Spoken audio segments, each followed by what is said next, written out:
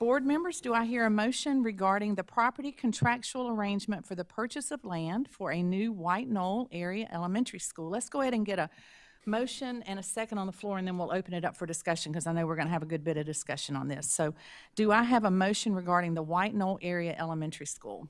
Madam Chair, I move the board authorize the administration's request to amend the option agreement approved at the December 12, 2018 board meeting related to the parcel known by Lexington County as TMS number 007600-02-046. Administration recommends adding Exhibit B, which establishes a purchase price of $350,000 to the option agreement. This is approximately $10,000 per acre. The approximate 35-acre parcel owned by Linda K. Mack and Jimmy R. Schumpert is intended as a location for a new White Knoll area elementary school. Great. Thank you, Dr. Powers. Do I have a second? Second. Okay, thank you, Mr. Anderson. So, Board, let's go ahead and open it up for discussion, and then we'll take a vote after we've discussed it and heard some more facts and figures on it. So, Mr. Salters, you want to start and tell us what this is about? Yes, Madam Chair, members of the board. This is a parcel that we have discussed, and you actually have acted on to enter an option agreement at a previous board meeting.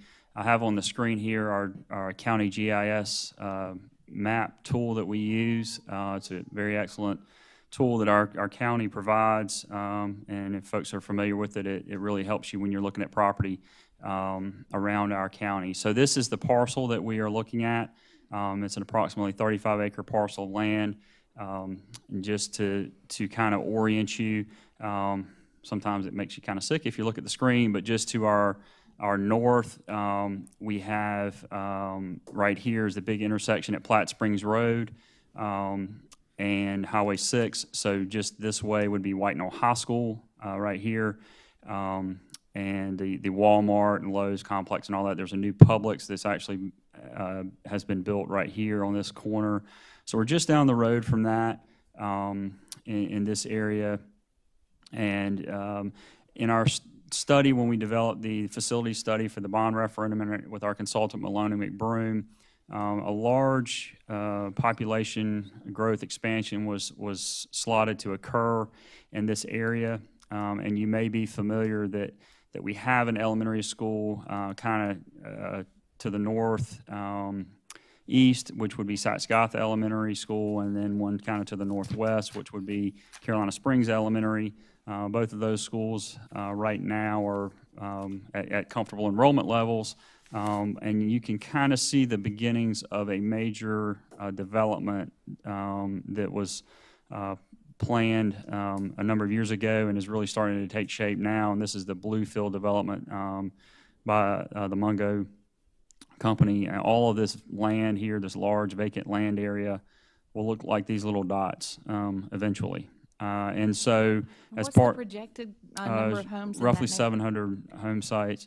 And as part of our growth plan, is called for a White Knoll area elementary school, and to accommodate this growth in this area. So this particular site is a site with good road frontage, and we have gone through this in our option discussion previously, but it just reminds you that the site falls from the top corner here down to the lower corner here, which is Bluefield Road.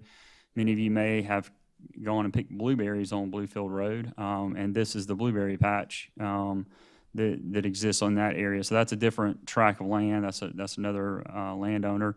We're focused in this area right here, and so we anticipate development on this site with a school up in this area of the site with drive entrances on Highway 6 and Bluefield Road. Of course, in our due diligence process, we're working with SCDOT. We're in the process of conducting a traffic impact analysis to, determine the best ways to access the property, and that's all part of that due diligence process. Tonight, what we're asking for is simply to ratify a price between the district and the seller.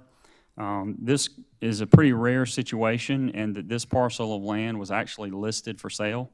Many times in our circumstances with the unique land needs that we have, we don't find a piece of land that is listed for sale. We have to go out and seek land from different owners. And so this land was for sale by National Land Realty. It was listed for a price of $355,750. And we conducted 2 appraisals, one by an appraiser of our choice and one by an appraiser of the seller's choice. One appraisal came in at $350,000, and the second appraisal came in at $357,000. So with the tightness of those 2 numbers, we feel confident in those appraisal numbers. Of course, they're consistent with what the seller had the property listed at.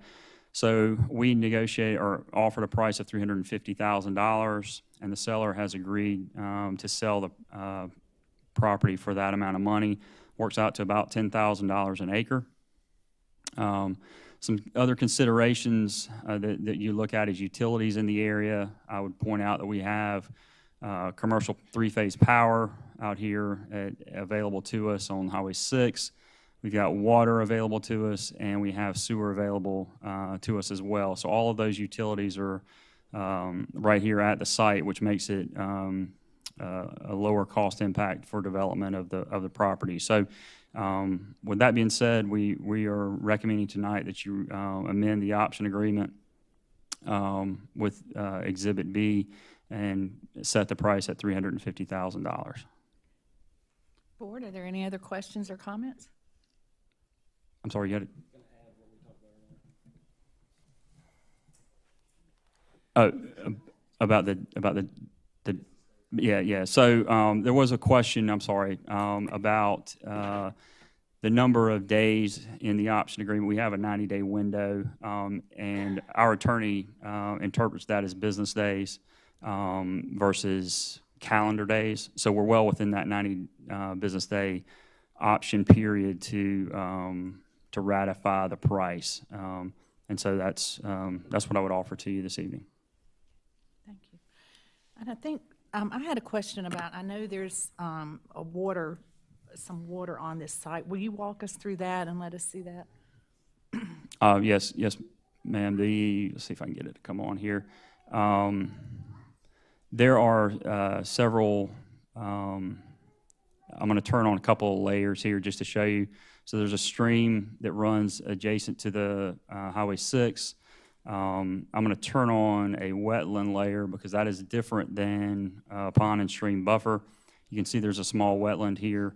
And then you also have, with that stream, you have a buffer that you have to maintain for development. So this is pretty typical of land in the Lexington area. Most large tracts of land have some type of pond or stream or low area or wetland to work around. We don't anticipate any kind of issues with development related to this. It actually will help us with our stormwater management. There's already a natural watershed that we will be able to make use of. And it's kind of a natural buffer, too, for the school. It is. It does provide a natural buffer from the road so that you won't, typically you wouldn't develop in that area. And show us again what the architects are thinking about the potential siting of the school. In this particular case, because of the elevation change, it's likely the school will be sited in this area because this is the highest area of the campus. And so it would be facing out towards, probably out towards Bluefield, kind of out this way. And you'd have entrance drives that would, circle around. We have 2,000 minimum linear feet of stacking that we have to provide for student drop-off and so forth. So it would circle around in front of the campus. And then you'd have a bus and service drive that would come in the back side of that as well. But all that's kind of subject to development depending on what DOT recommends as far as entrance and exit. So assuming no surprises, can you give us an idea budgetary-wise where, taking us to a pad-ready situation, where that's going to put us, taking it into account, no surprises?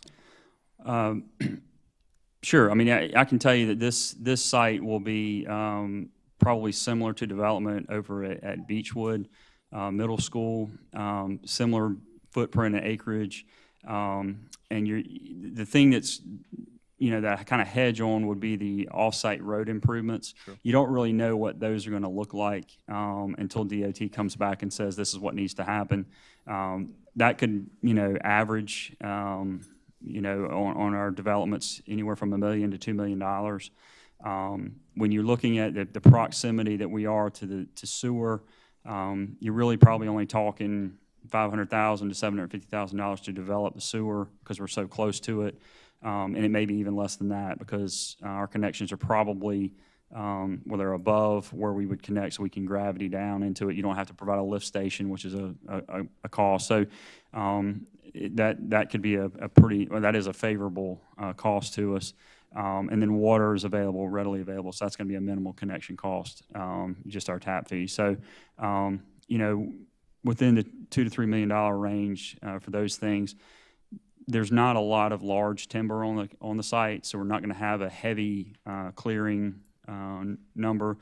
That can work against you too, though, because if there is a lot of timber, you could harvest that and get a credit. Actually, that's what we did at Beechwood. We started the building project with a credit because we harvested trees and were able to sell that timber. So, but really, when you look at it, it's not going to be as I'll say as clean as Centerville, just because Centerville's a flat site and we got a building pad in a month.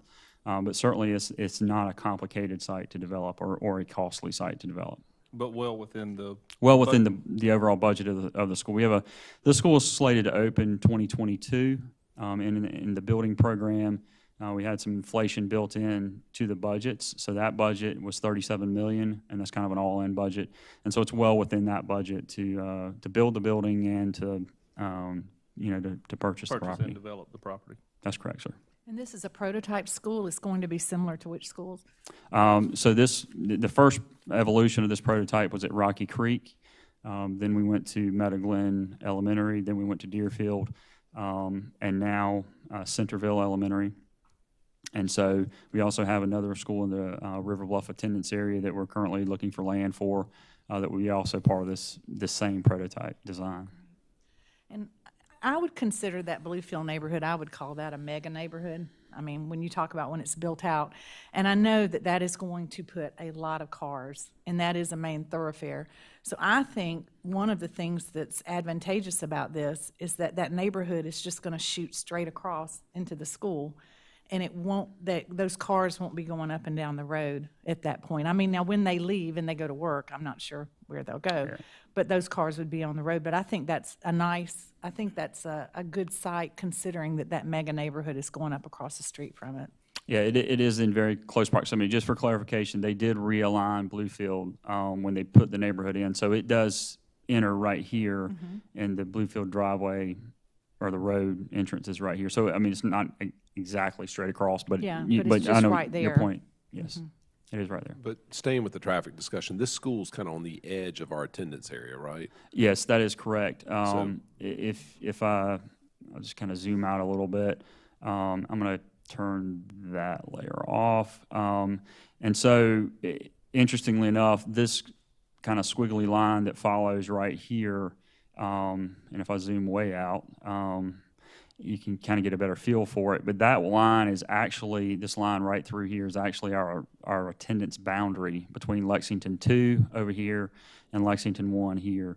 And you can kind of see the empty land, and then we've got Satsgatha just right up here, Carolina Springs just right up here. And so we've got a huge amount of students to serve and very limited selection of property. So we're really fortunate to be able to secure a tract in the area. When Malone and McBroom did their study, they kind of did a circle around the area where we would need a school, and this spot is basically right in the middle of that circle. So we're very fortunate with that.